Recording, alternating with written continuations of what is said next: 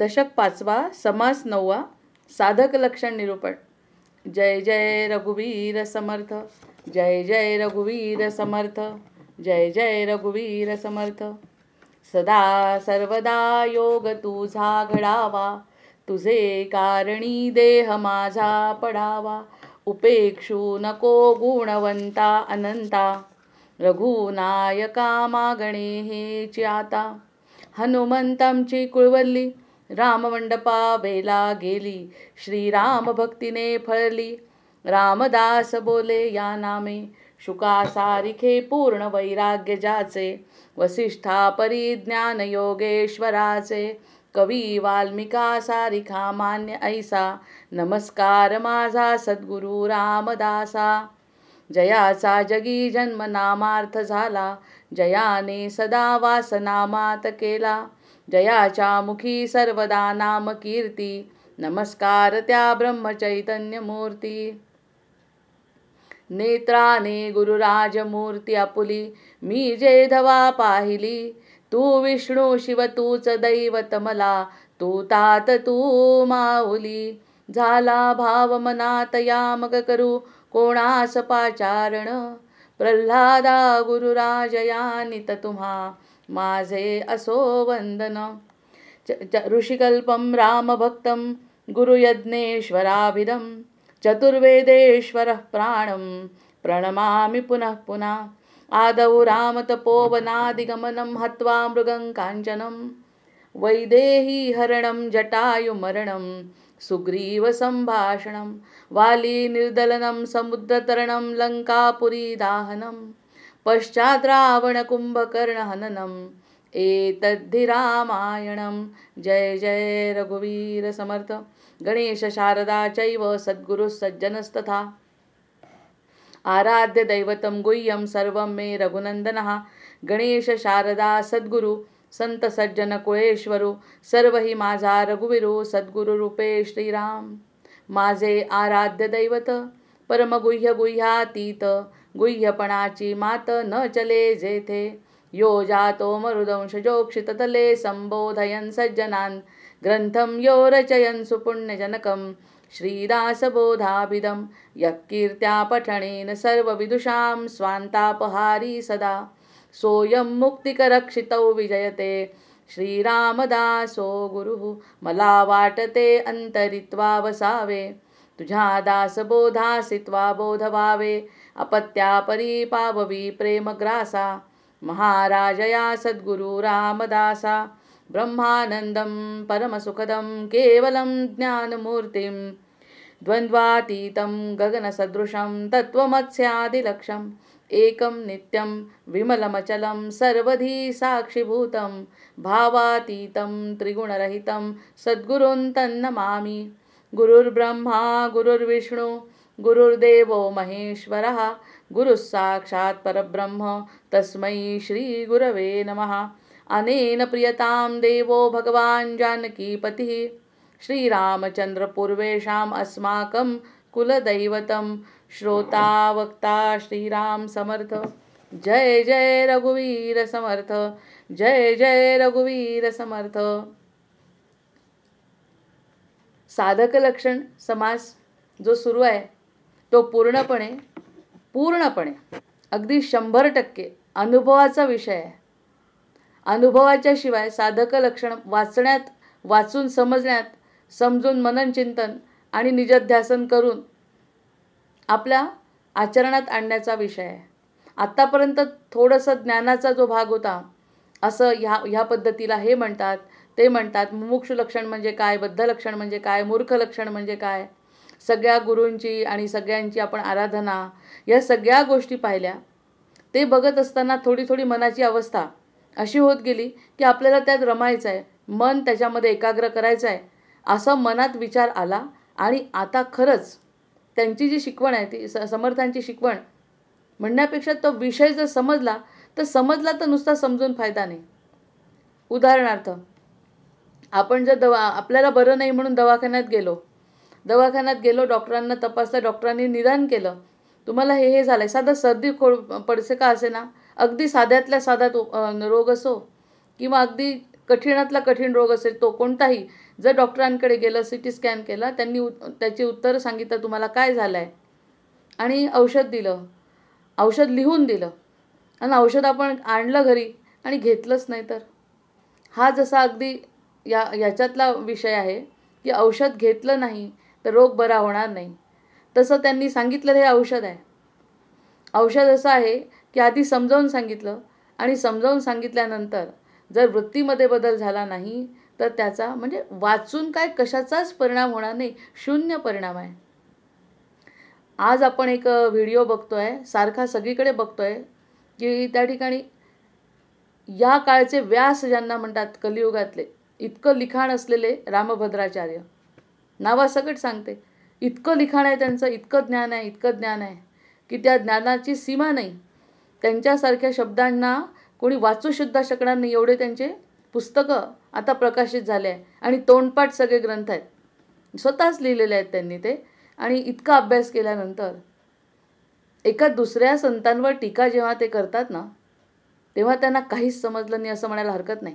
ज्यांच्यावरती टीका करतात त्यांचं काही असो, ते चांगले असो किंवा वाईट असो, त्याचा आपल्याशी त्या रामभद्राचार्यांशी प्रश्न नाही.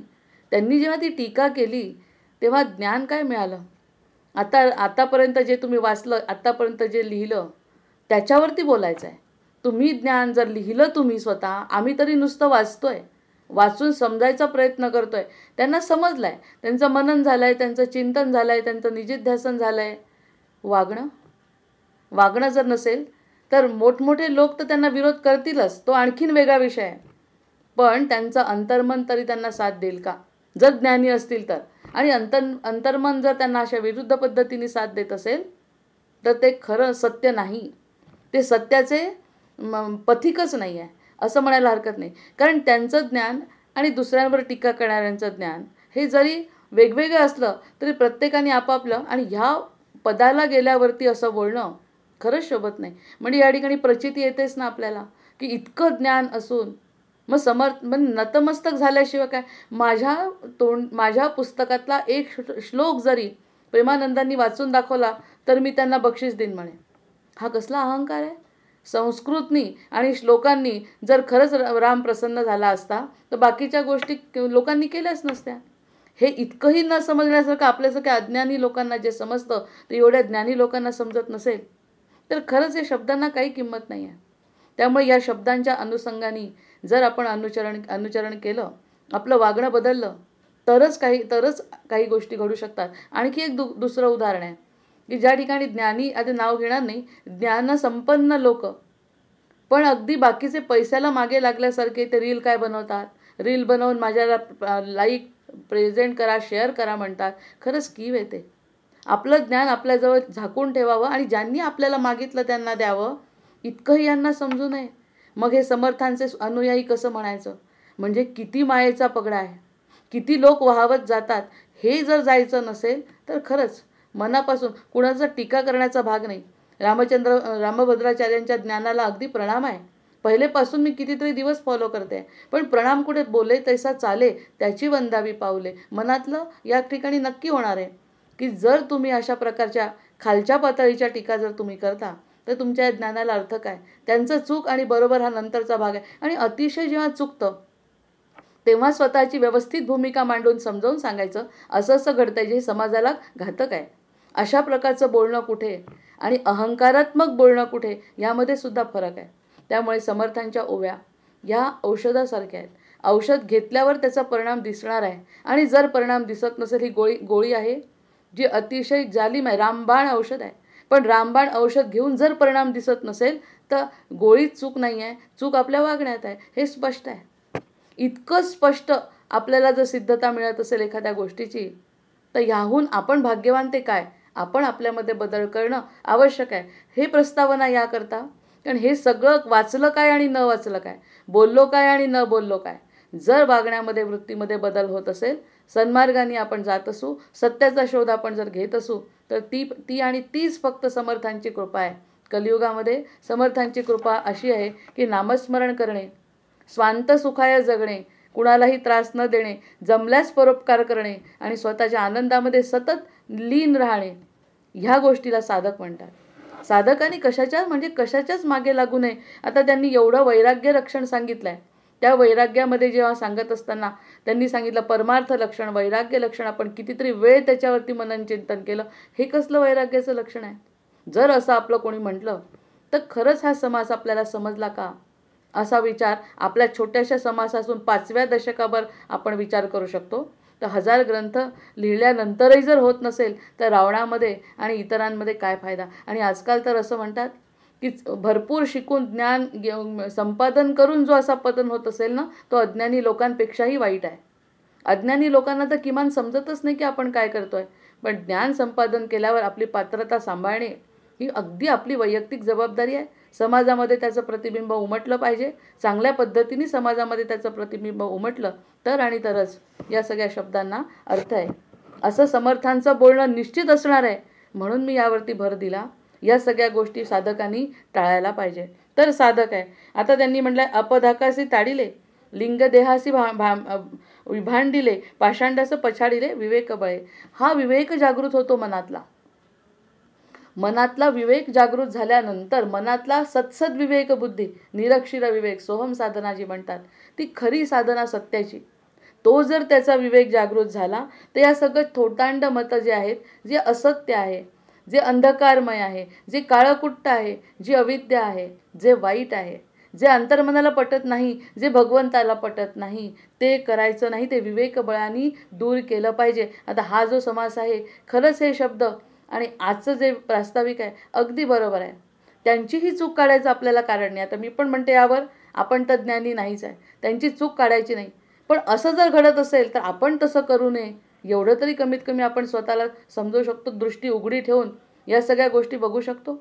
आणि हे बघितल्यानंतर कुठे आपली विवेक आपली शक्ती कमी पडते. आणि समर्थांना आणि कोणत्याही संतांना विवेक आणि वैराग्य हे महत्त्वाचे घटक स्वतःच्या साधनेसाठी आहे, इतरांच्या साधनेसाठी नाही. मग हे विवेक बळाने या सगळ्या गोष्टींना सोडायचं आहे. आणि सोडायचं हे लिहिण्यासाठी असेल का? खरंच सोडायचं आहे. अपदकासी ताडिले, लिंगदेहासी विंबाडिले, भाषांडास पछाडिले, विवेक बळे असं म्हणून होणार आहे का? गोळी घरात आणून ठेवली आहे. म्हणताना 16 रुपयाची एक गोळी आहे, 18 रुपयाची एक गोळी आहे. घरी आणून पडल्या रॅपरच्या रॅपर. एकही गोळी जर पोटात गेली नाही, एक गेली तरी चालणार नाही आहे. पूर्ण डोस जायला पाहिजे. एक गोळी घेऊन सुद्धा फरक होणार नाही आहे. पूर्ण डोस जेव्हा पोटात जाईल आणि त्याचं पथ्य पाळल्या जाईल, त्या गोळीच्या सोबत पथ्यसुद्धा असतं, ते पथ्य जर पाळलं गेलं आणि ती गोळी खाल्ल्या गेली वेळेवर व्यवस्थित नित्यनियमाने, तरच त्याचा परिणाम दिसेल. एवढ्या मोठ्या अटी आहेत. मग नुसत्या वाचनाचा ही गोष्ट नाही, वाचून त्याचे दुष्परिणाम होतात. उलट असे दुष्परिणाम आहे की माझ्या ज्ञानाचाच मला गर्व झाला तर कसं मान्य आहे? किती नम्रतेचे उदाहरण आहेत. स्वतः समर्थ, स्वतः हनुमंत, स्वतः रामसुद्धा नम्रत. इतके नम्र की त्यांचं तेजोवलय निर्माण झालं आहे, त्यांचं जलतत्व वाढलं आहे, त्यांचं पृथ्वीतत्व वाढलं आहे. रामांमध्ये काय कमी? आणि त्याचं कृष्णाचंही उदाहरण देतात की कृष्ण म्हणे सगळ्यांना मारू शकणारा पण 99 अपराध क्षमा करतो ही सोपी गोष्ट नाही. जे मी सगळं करू शकतो, मी एका क्षणात त्याला मारू शकतो, एवढं सामर्थ्य त्याच्यामध्ये असताना 99 संधी त्याला देतोय. मग ह्यामध्ये त्यांचं मोठेपण सिद्ध होत आहे. इथे एकही गोष्ट मनाविरुद्ध झालेली चालत नाही, जी त्याचीही सत्य असू शकते हे सुद्धा मन मान्य करत नाही. ह्याला खरंच सत्य कळलं असं म्हणू शकतो का आपण? त्यामुळे त्या सत्यापर्यंत जर जायचं असेल तर प्रत्येक जीवाला स्वतःनी हा विचार दृष्टी उघडी ठेवून करायला पाहिजे. गर्वावरी गर्व केला, आता तेच झालंय. म्हणजे याला काय योगायोग म्हणायचं का? गर्वावरी गर्व केला, जे मी कमवलं त्याचा गर्व केला, जे मी कष्टसाध्य आहे माझ्यासाठी. म्हणून प्रत्येक वेळी मनात यायला लागलं आहे आजकाल की मी काही करायची गरजच नाही राहिली पाहिजे. आता मी काही करते असं ठरवायचंच नाही, करते असं करायचंच नाही, माझंच गर्व होणार नाही. आपोआप घडल्यानंतर मन आपल्याला साक्ष देतं, हे करायचं तू ठरवलं होतं का? हे जर तू करणार होते हे तू ठरवलं होतं, झालंय ना पूर्ण? न ठरवता झालं म्हणजे आपोआपच शरणागती येते. हा पण एक प्रकारचा प्रयोग आहे की ज्या ठिकाणी ठरवलं नाही आहे पण तरी काही गोष्टी अतिशय उत्तम घडतात आहे. ठरवलं नाही मग त्यावेळी वाईटही घडलं तरी कसं काय वाटेल?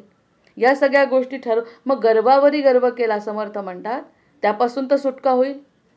जे काही मी केलं नाही आणि करायचं ठरवलं तरीसुद्धा एकही गोष्ट त्यांना सांगितल्याशिवाय करायची नाही, त्यांच्या आज्ञेशिवाय करायची नाही, त्यांची संमती मिळाल्याशिवाय करायची नाही, मग गर्व कसा होणार आहे? प्रत्येक वेळी आईला सांगून जर मुलगी घराच्या बाहेर पडली तर ती स्वतःहून काहीच निर्णय घेऊ शकणार नाही.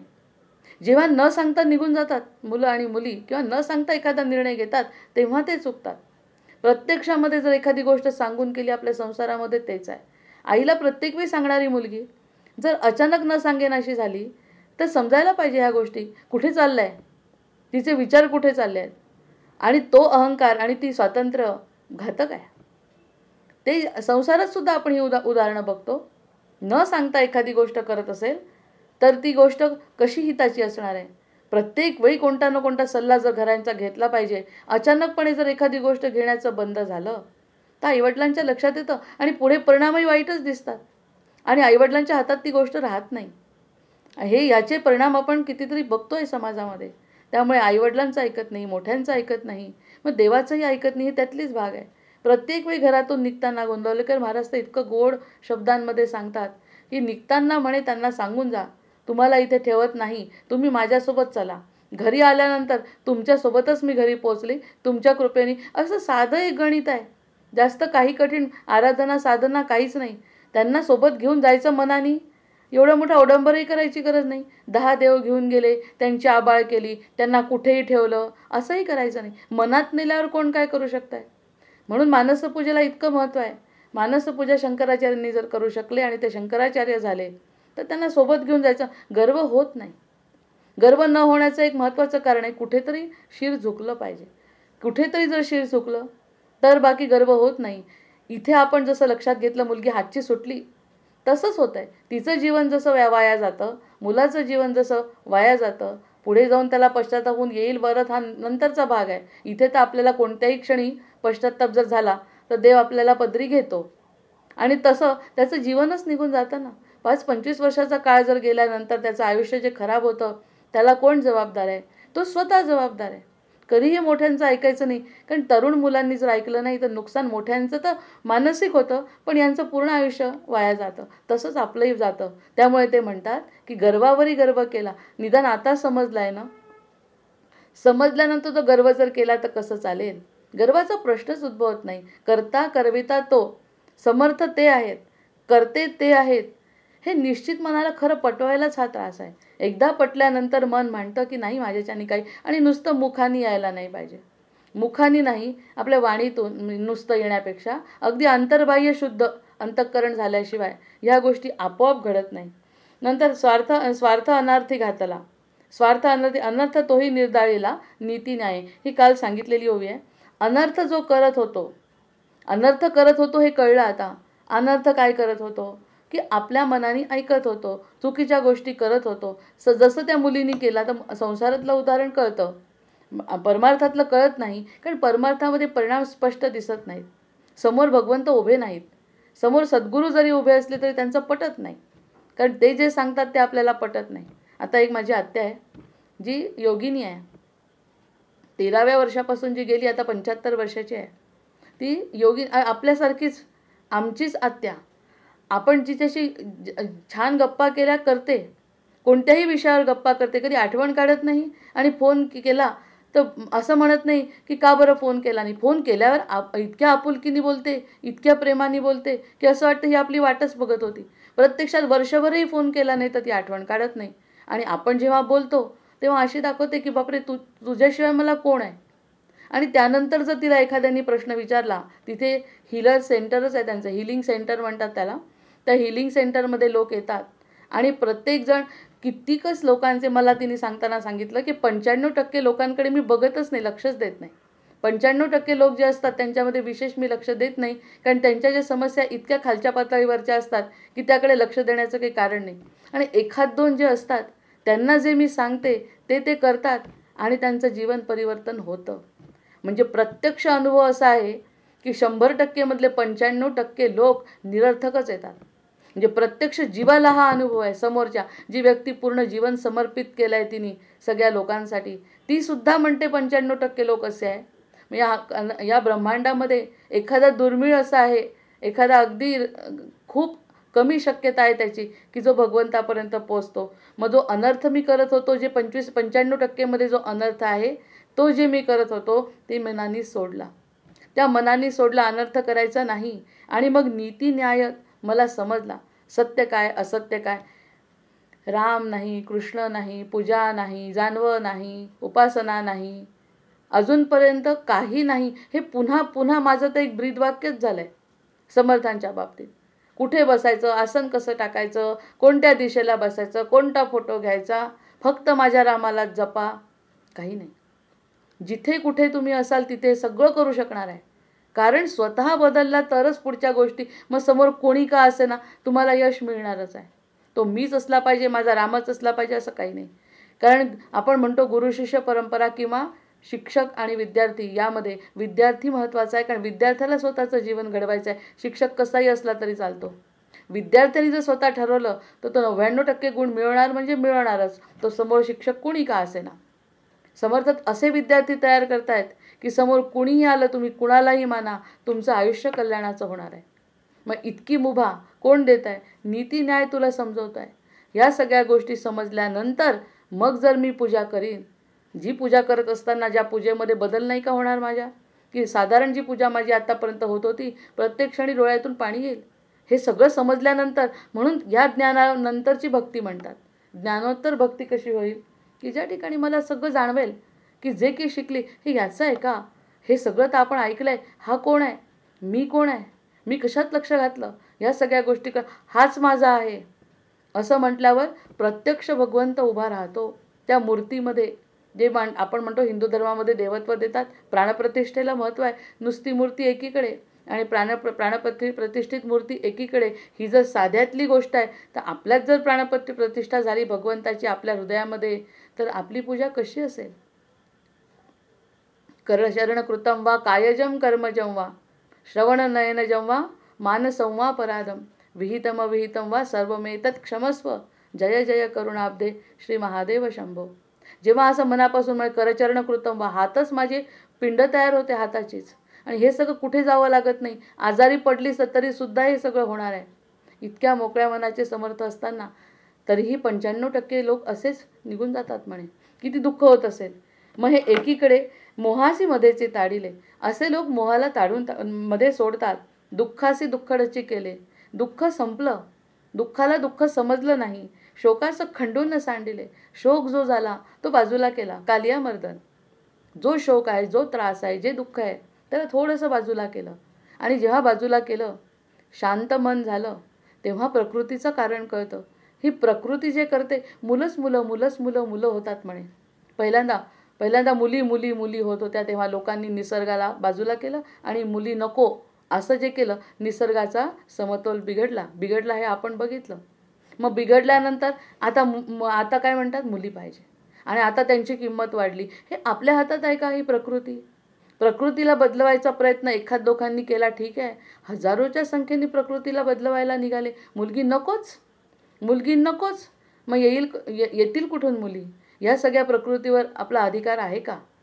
मग हे जे आहे ना, ते शोक, जे काही मनातले विचार आहे ते बाजूला केले, प्रकृतीला शरण गेलो.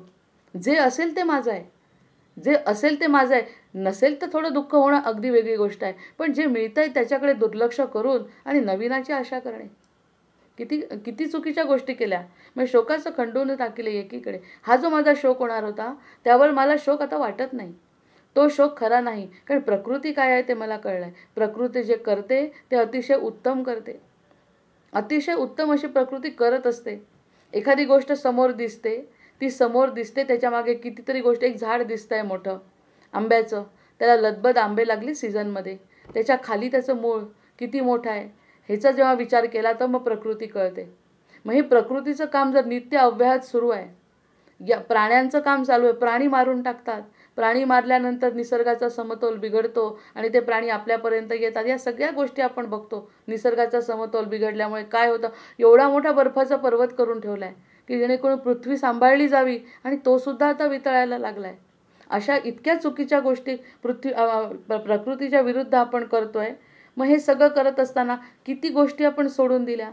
उलट ज्या सोडल्या त्या आता पूर्ण सोडायच्या आणि वळवायचं कुणाला शोकाचं खंडून. हे जे सगळं माझ्या मनाला वाटतंय त्याला सोडून जर आपण वागायचा प्रयत्न केला तर प्रकृती समोर उभी राहते, देवाचं कार्य समोर उभं राहतं. आणि देवाचं कार्य समोर उभं राहिल्यानंतर मग आपोआप नतमस्तक होतो, मग साधक बनतो. या सगळ्या गोष्टींकडे उघड्या डोळ्यांनी बघा, उघड्या हृदयाने बघा. आणि त्यांचा खेळ समजल्यावर आपण किती चुकीचं वागत होतो, आपण किती चुकीचा विचार करतोय, या सगळ्या गोष्टींची काही आवश्यकता नाही. या सगळ्या गोष्टी समजल्यावर मग तो साधक बनतो. द्वेष केला देशधडी, इतका द्वेष केला देशधडी, अभावाची घेतली नरडी. अभाव मला कोणत्या गोष्टीचा असला की त्याला इतका त्रास जीवाला झाला त्या. मला ही गोष्ट नाही, माझ्याजवळ ही गोष्ट नाही, सगळं असून सुद्धा नाही. नसल्यावर तर नाहीच, सगळं असल्यावर सुद्धा नाही, आणि नसल्यावर सुद्धा अगदी प्रचंड आकांत केला, त्याचं नरडं धरलं. आपलं स्वतःला इतकं दुःख. एक उदाहरण सांगितलं होतं मागे की काय 5-10 तोळे सोनं जमवलं त्या बाईने आयुष्यभर, आणि जर चोराने चोरलं, तिचा हार्ट अटॅकने जीव गेला. हार्ट अटॅक आला. सोनं जीवापेक्षा महत्त्वाचं असावं? एखादा वियोग झाला, ह्या गोष्टी तरी एक वेळ समजू शकतो, पण सोन्यासाठी जीव सोन्यासारखा याच्यासाठी दिलाय का? Heart attack on the spot ती व्यक्ती गेलेली एवढ्याशा सोन्यासाठी. मग ही जे अभाव आहे त्यामुळे दुःख झालं आहे. इतका मनाला लागतं ते गोष्टी अभावाच्या, की त्या अभावामुळे माणूस त्या दुर्दैवामुळे त्यातच इतका खचून जातो की पुढे तो विचारच करू शकत नाही. म्हणून म्हणतात ना, चुकली दिशा तरीही हुकले न श्रेय सारे, वेड्या मुसाफिराला सामील सर्व तारे.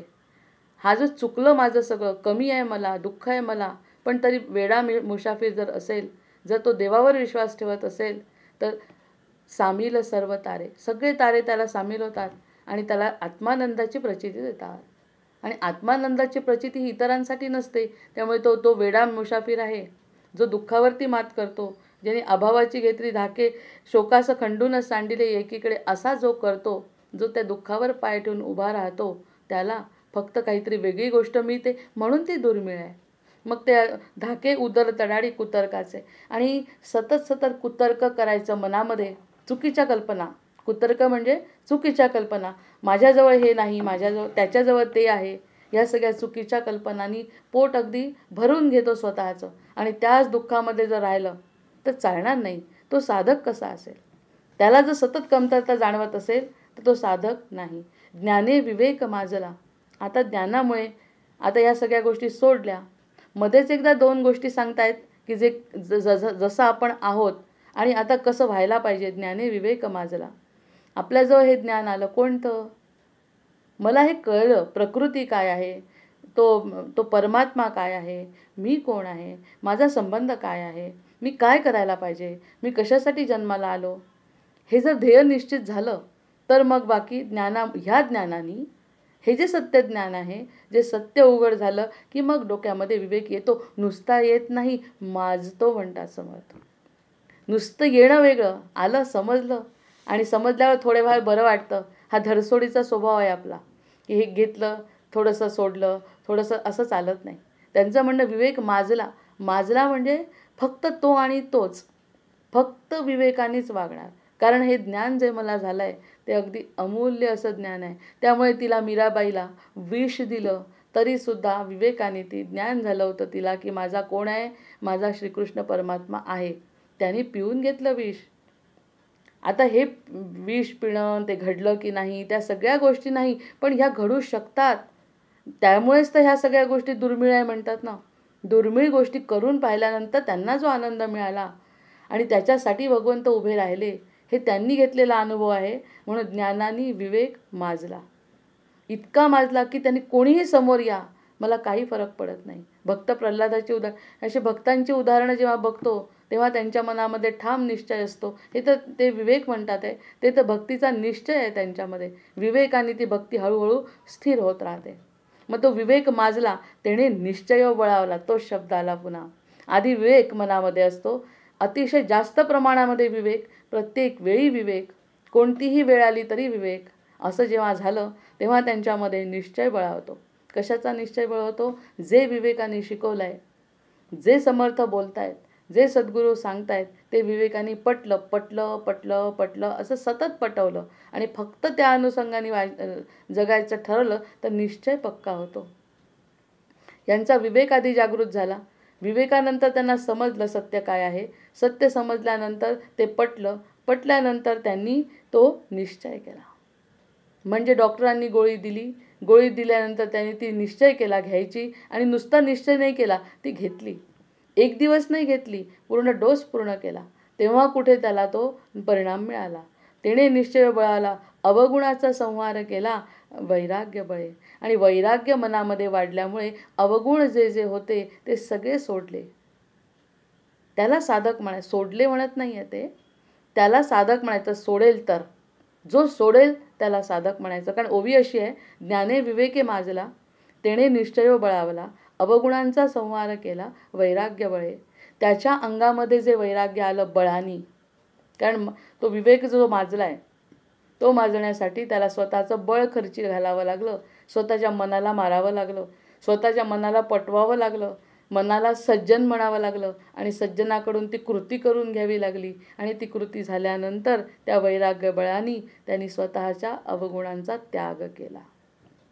स्वतःच्या अवगुणांचा त्याग केला. आता ही ओवी खरंच फक्त एवढी ओवी जरी वाचली आणि आपण त्याचा विचार केला, पूर्ण आयुष्य जरी घालवलं, पूर्ण न वाचता पुढचं, तरी आपलं कल्याण आहे. जय जय रघुवीर समर्थ. एका कणाकणाचा उपयोग आपण जर केला, म्हणून म्हटलं एक क्षण फक्त कोणताही एक शब्द धरून त्यावरती जर आपण स्थिर झालो तर समर्थांची कृपा झाली असं म्हणायला हरकत नाही.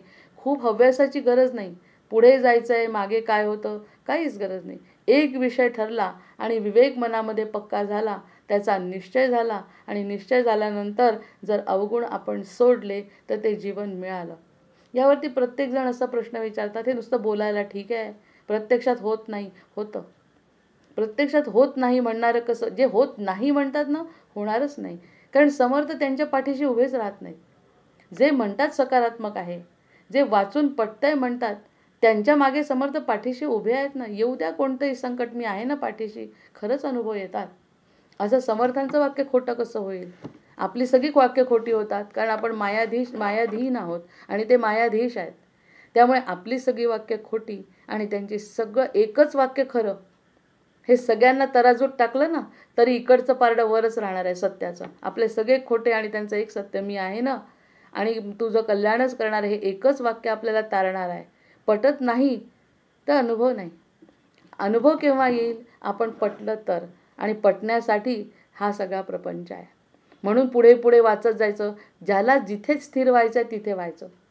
जिथे पटलं, ही ओवी आपल्याला पटली, तिथे स्थिर होऊन त्या पॉईंटपासून अभ्यासाला मनाला पटवायला सुरुवात करायची. इतकी मोकळीक समर्थांनी दिली आहे असं माझं मत आहे. पूर्णच्या पूर्ण गोष्टी वाचून पूर्णच्या पूर्ण गोष्टी अंगीकारणं शक्य नाही. आपल्या प्रकृतीप्रमाणे, आपल्या व्यवस्थेप्रमाणे, आपल्या मनाप्रमाणे आपल्याला जसं जमेल तसं सहजतेने समर्थ म्हणतात तसं ऐकलं तर अवगुणांचा संहार करणे हे त्यातलं पहिलं कर्तव्य आहे. अधर्मास स्वधर्मे लुटले.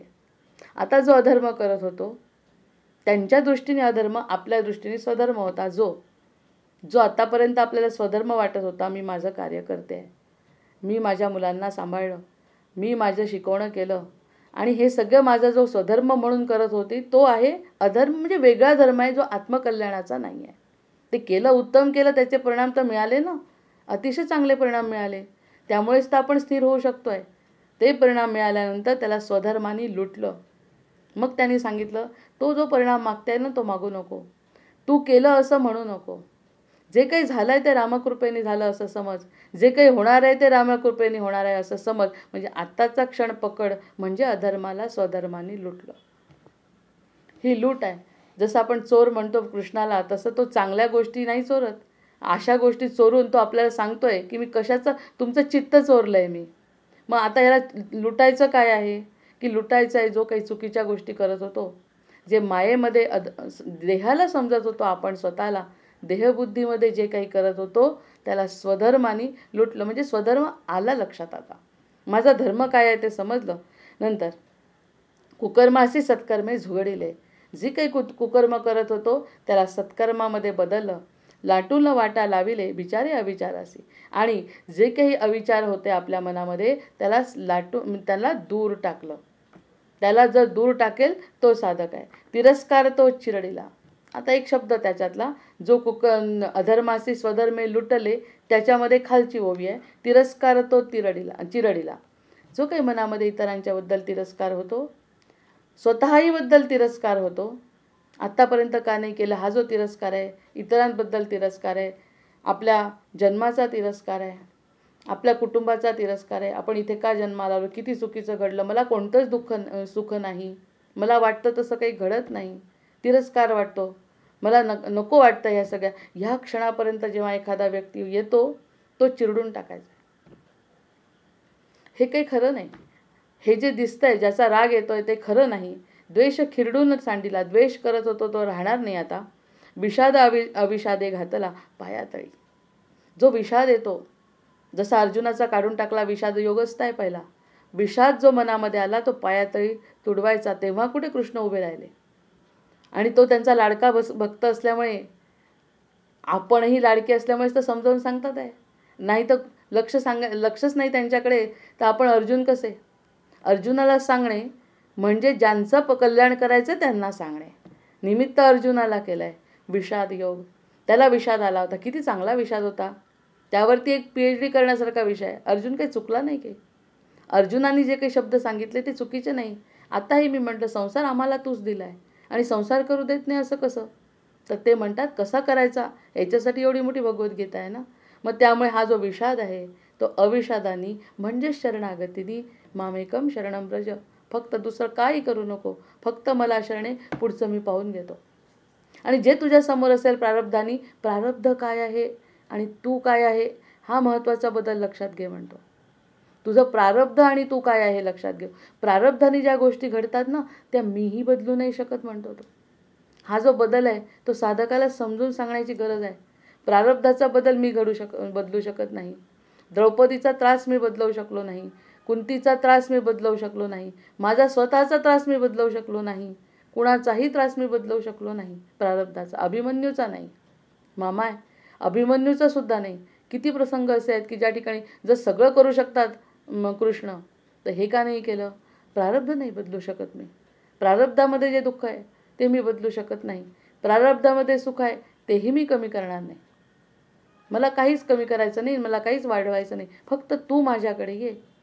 प्रारब्ध आणि आताचं कर्म ह्यामधला फरक ते सांगतायत.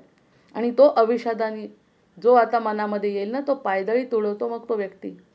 जर त्याला असं वाटायला लागलं की हे खरं नाही आणि तो खरा आहे, पायदळी त्याने तुडवलं पाहिजे. नुसतं ढकलून नाही द्यायचं घराच्या बाहेर, पायदळी तुडवायचा, चिरडायचा आहे. मग चिरडल्यानंतर काय राहतं त्याचं शिल्लक. चिथड्या उडवल्यावर आपल्या मनात त्याचं क्लेशच राहणार नाही, लेश राहणार. तुझा काही विचारच करणार नाही आता यानंतर, ना क्लेशाचा, ना तिरस्काराचा, ना द्वेषाचा, ना विषादाचा. या सगळ्या संकल्पनांना मानसिक आहे. या सगळ्या संकल्पना मानसिक आहे. कारण जर एखाद्या वियोगाचं दुःख जर खरं असतं, जर एखाद्या संयोगाचं सुख जर खरं असतं, दोन्ही गोष्टी वियोग आणि संयोग, आपण एका पातळीवर जाऊन जर विचार केला तर वियोगाचं सुख जर खरं असतं, वियोगाचं दुःख जर खरं असतं आणि सुयोगाचं सुख जर खरं असतं, तर प्रत्येकाला एकसारखं झालं असतं ना. की आपल्याला जे सुख आहे ते सगळ्यांना झालं असतं.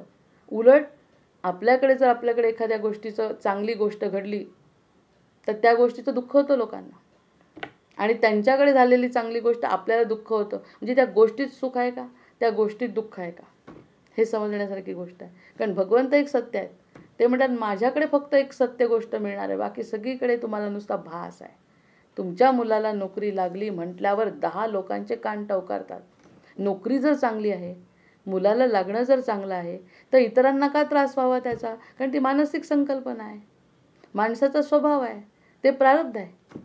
तुमच्याकडे नोकरी लागली म्हटल्यावर आमच्याकडे आग, त्यांच्याकडे लग्न ठरलं म्हटलं की आमच्याकडे आग, आणि आमच्याकडे दुःख झालं तर नुसतं सांगतात दुःख झालं, आनंदाने राहतात. मग मरण्यात जर दुःख असतं तर त्यांनाही दुःख झालं असतं, आणि नोकरी लागण्यात जर सुख असतं त्यांच्या इकडे सुख झालं असतं. पण तसं नाही आहे. हा जो प्रारब्धाचा भाग आहे तो प्रत्येकाच्या घरी वेगळा घडतो, आणि तो वेगळा काय आहे, तो आपल्या हातात आहे का, हा विवेक जागृत होण्यासाठी समर्थ बोलत आहेत. विवेक जागृत कारण त्यांनी सांगितलं ना, ते समजणंसुद्धा आपल्याला आवश्यक आहे. म्हणून आपले हे निरूपण असतं. त्यांनी सांगून ठेवलं आहे, पण त्यांना काय म्हणायचं आहे ते प्रत्येकजण आपापल्या परीने त्याचा अर्थ काढतो. की त्यांना हे सांगायचं आहे, विषाद करू नको. म्हणजे ते जे तुझे काका दिसत आहेत ना, ते जे तुझे मामा दिसत आहेत ना, ते तुझे प्रत्यक्षात मामा नाही आहे. या जन्मीचे जरी तुला मामा दिसत असले तरी मागच्या जन्मीचं काही कर्म तुला करायचं आहे. आणि अशा काही गोष्टी करायच्या आहे की जे तुझ्या बुद्धीला पटत नाही. आपण असं वागतो का प्रत्यक्षात? नुसतं नातेवाईकांच्या संबंधात नाही. एखाद्याने म्हटलं तुम्हाला की नाही पुढचं शिक्षण नाही. एखाद्या मुलीला म्हटलं हुशार मुलगी आहे आणि शिक्षण झाल्यावर एखाद्या नवऱ्याने जर तिला म्हटलं की नाही शिकली तरी पण घराच्या बाहेर पडायचं नाही, घरी धुणं भांडी करायची, घर संसार करायचा, पटतं का तिला? त्याचाच तर खेद आहे तिला. आणि तीच जर शिकलेली नसती आणि त्यांच्या घरी गेली असती, आनंदाने राहिली असती. म्हणजे आनंदाने राहणे हे कसं शक्य आहे?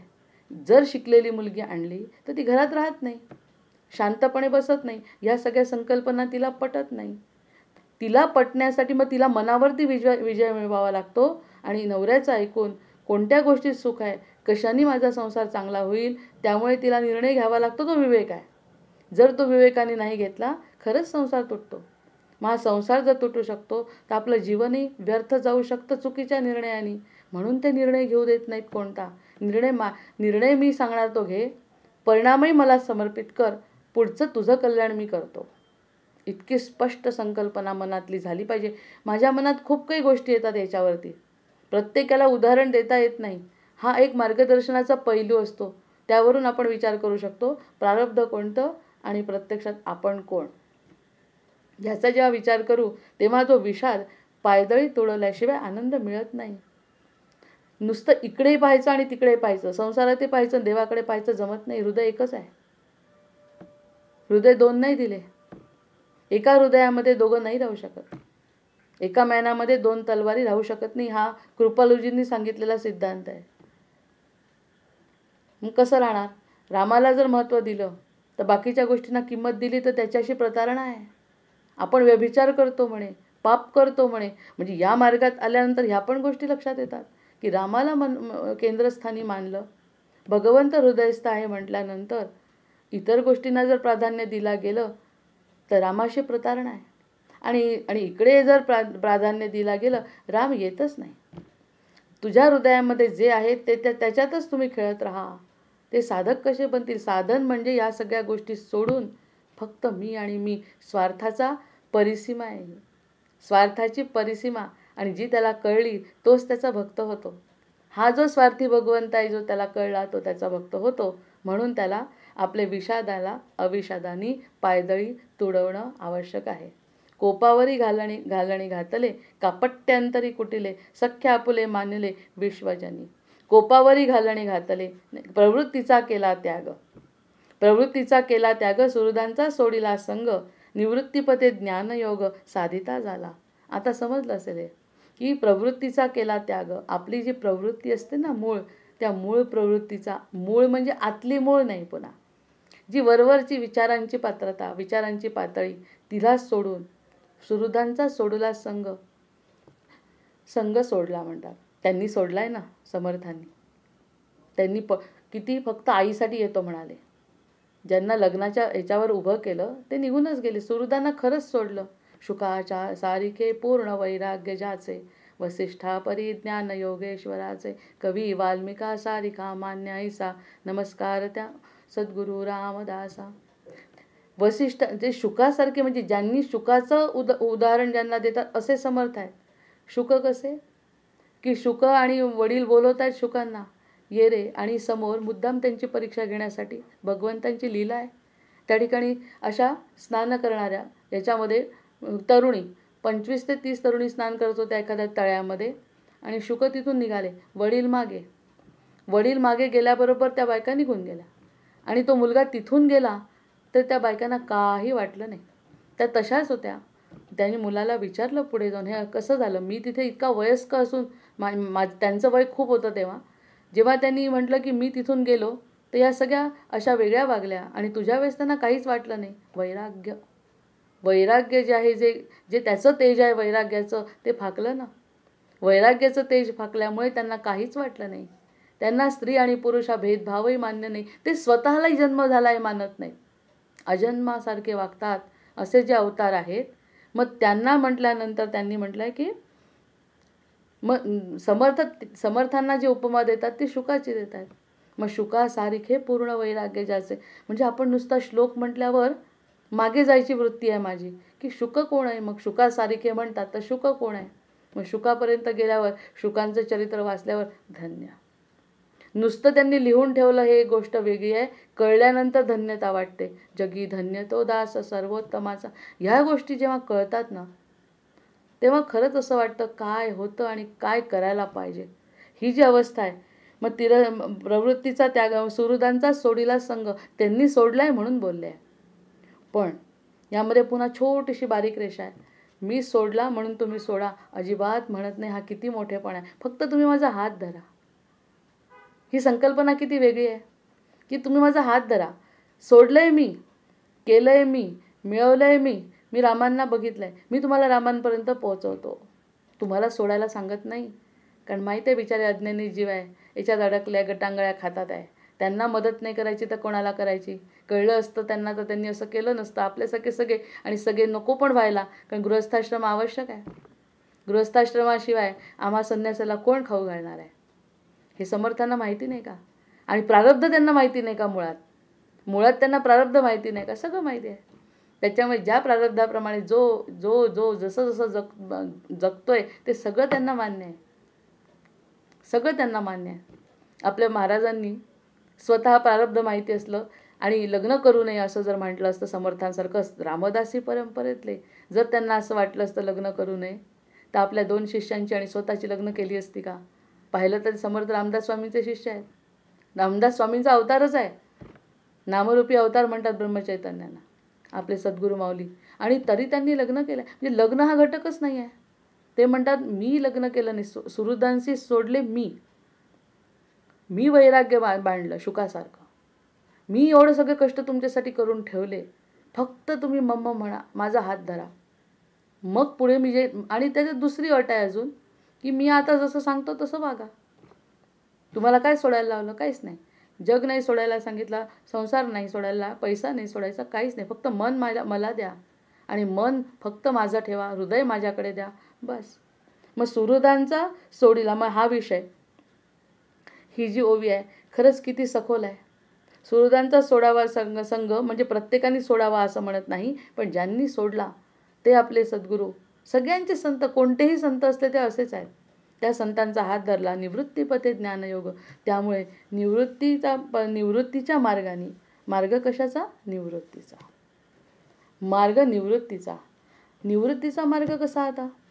मग आपली सदन आहे, आपलं कुटुंब छान आहे, आपली संस्था छान आहे, आपल्याजवळ सगळं चांगलं आहे, मग निवृत्ती कशी. मनाने निवृत्ती घेतली की झाली निवृत्ती. मनाने मी ते काम करते की केलं. आता हजारो लोक कीर्तनामध्ये ते ज्ञानराज महाराज म्हणतात, माझ्यासमोर 200 श्रोते बसले, एकही माझ्याकडे बघत नाही म्हणतात. बघत सगळेच असतात त्यांच्याकडे, एकाची नजर खाली नसते, कारण बोलण्याची पद्धत इतकी चांगली आहे की त्यांच्याकडून नजर हटत नाही. ते जे बोलतात त्यांच्यावरून नजर हटत नाही, तरी स्पष्ट म्हणतात, तुमची माझ्याकडे नजर नाही. निवृत्ती नाही आली, घर आठवत आहे, अजून काहीतरी मन, मग ह्यावरती मी काय बोलेन, ह्यावरती माझं काय चिंतन, अरे माझं ऐकून घ्या. ही निवृत्ती आहे. मनाला शांत करणे. असं वाटतं त्यांनी सांगितलं की ह्याच्यावर हे ऐकलंय ते ऐकलंय, असाही विचार त्यांना मान्य नाही. मग माझ्याकडे आले ना, मग माझं सगळं ऐका. मग स्वतःची बुद्धी अगदी बाजूला ठेवा. तो ज्ञानयोग नाही, तो आपला ध्यान आणि धारणाच झाली ना. ध्यान आणि धारणा. ध्यान कसं लावायचं, माझ्याकडे बघायचं. धारणा म्हणजे जे मी सांगतो ते धरायचं. आपण काहीच करत नाही त्यातलं. खरंच किती विचार केला तर स्वतःवरती तर असं वाटतं की काय आहे हे, याच्यामध्ये माझ्यामधला जो काही बदल करायचा आहे तोच मी सांगते स्पष्ट. ते म्हणतात माझ्याकडे बघता, ध्यान लागलं का तुमचं, तुम्ही माझ्याकडे बघता, डोळे उघडे ठेवून बघता, डोळ्याची पापणी खाली नाही करत, पण प्रत्यक्षात तुमचं ध्यानही नाही आणि प्रत्यक्षात तुमची धारणाही नाही. धारणा असती तर मी सांगितलेलं तुमच्या सगळं लक्षात आलं असतं, आणि फक्त ते आणि तेच तुम्ही विचार केला असता, आणि ते आणि तेच दुसऱ्या दिवशी मला दिसलं असतं. याच्यातलं मला कोणाजवळच काहीही दिसत नाही म्हणाले. समर्थ असते तर असंच बोलले असते. समर्थ तेच म्हणाले असते की बाबा रे, माझ्याकडे बघतो, एवढं वाचतो, प्रत्यक्षात तुझे डोळे फक्त माझ्याकडे आहे, प्रत्यक्षात मन नाही आहे. असं म्हणलं तर किती वाईट वाटेल. आणि ते एकदा आपल्या मनाला त्यांच्या शब्दात सांगायचं म्हणजे झोंबलं तर त्यांची झोंबणे हा शब्द ते खूपदा वापरतात. जर ते तुमच्या मनाला अगदी चिरून गेलं तरच तो साधक बनेल, अन्यथा तो बनणार नाही. ज्ञानराज प्रभू म्हणजे खरंच समर्थांची वाणी आहे. मग आता प्रकृतीचा केलं त्या सुहृदांचा सोडला संग, असा संग सोडायचा आहे. प्रत्यक्षात सोडायचं कोणाला नाही. खूप प्रेम करायचं आहे सगळ्यांवर, कुणाला नाही सोडायचं आहे. कशाला सोडायचं आहे? ज्यांनी सोडलं आहे ना त्यांचा हात धरल्यानंतर बाकी सगळ्यांना धरायचा आहे. माझी एक एक एक ओवी आहे त्याच्यावर सापडली पाहिजे. बरं ते सापडले. निवृत्तीपथे आणि निवृत्तीपथे हा जो पथ आहे हा निवृत्तीचा पथ आहे, हा समृद्धीचा पथ आहे. आणि तो ज्ञानयोग जो आहे तो ज्ञानयोग हा ज्ञानाचा योग. हा कसा ज्ञानयोग आहे? ज्ञानयोग कसा काय हा?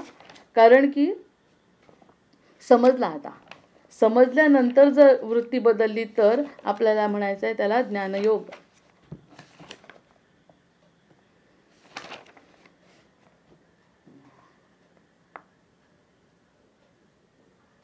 कोणती ओवी होती ती? निवृत्तीपथे ज्ञानयोग, सुहृदांचा सोडला संग देव.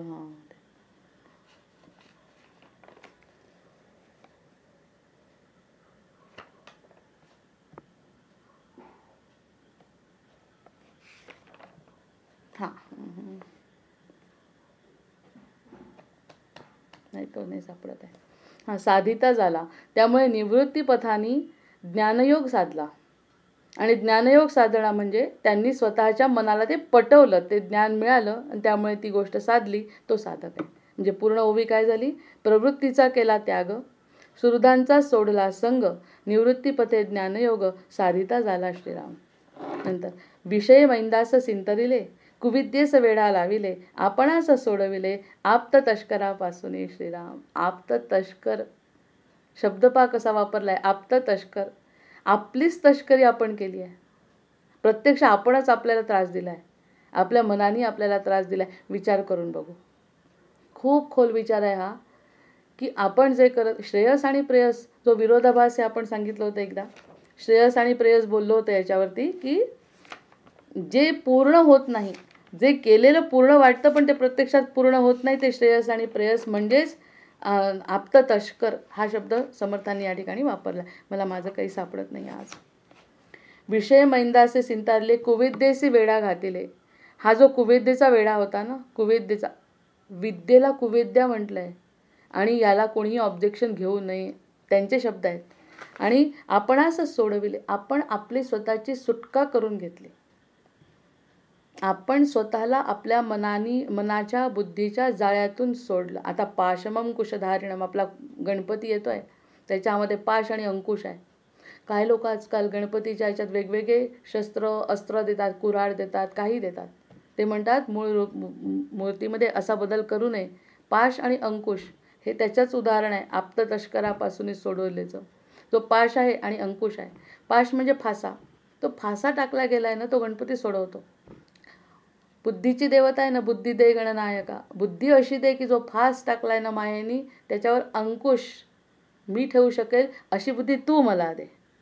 पाशमम कुशधारिणम.